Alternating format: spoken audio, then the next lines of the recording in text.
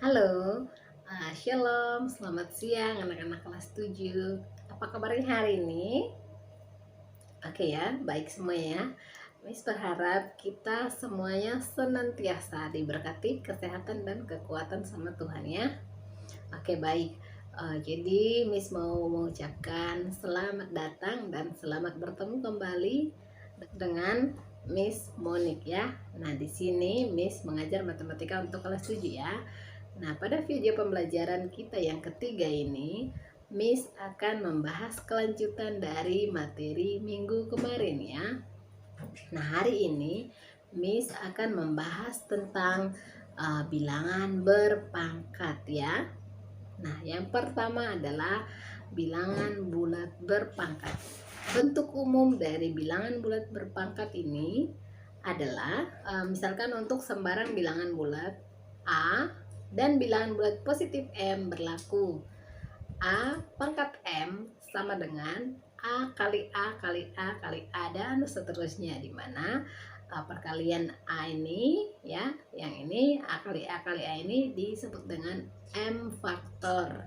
Nah, A ini disebut dengan bilangan pokok, sedangkan M disebut dengan bilangan pangkat ya. Contoh soal, misalkan 3 pangkat 2 sama dengan, nah kita lihat pangkatnya 2, berarti kita kalikan 3 sebanyak 2 kali ya. Bilangan pokok kita kalikan sebanyak pangkat ya, sama dengan 3 kali 3 sama dengan 9. Oke, jadi ada beberapa sifat-sifat dalam bilangan berpangkat.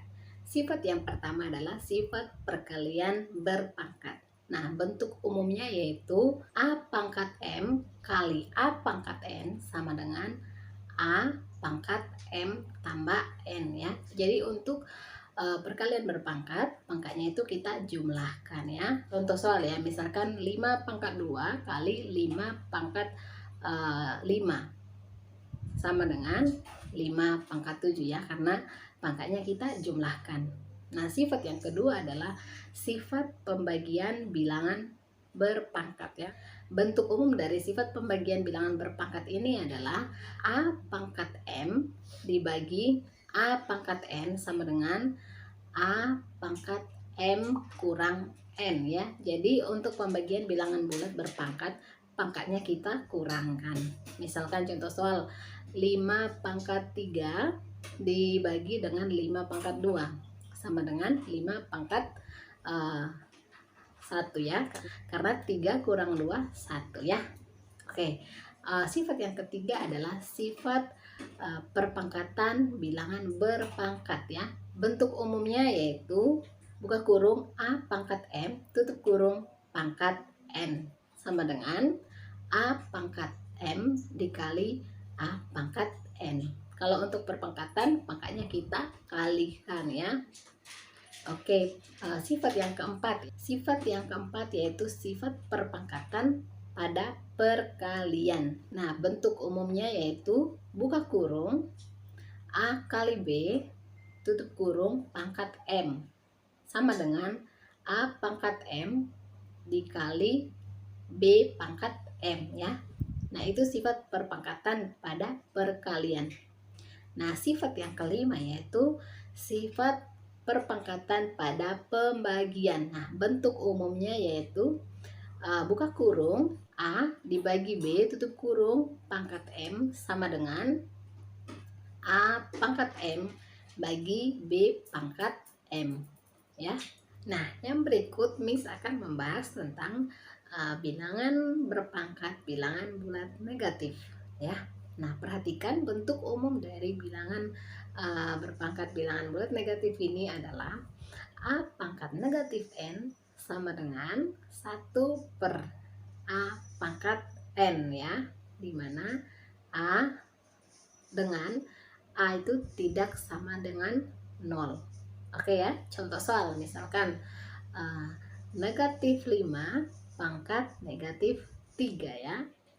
Maka perhatikan di sini ya, negatif 5 pangkat negatif 3. Nah, di sini untuk pangkatnya kalau negatif berarti kita ubah menjadi positif, kita tulis ya 1 per negatif 5 pangkat 3 sama dengan ya, kita kalikan negatif 5 ini sebanyak 3 kali ya, kita tulis 1 per negatif 5 kali negatif 5 kali negatif 5 sama dengan 1 per negatif 125. Oke ya.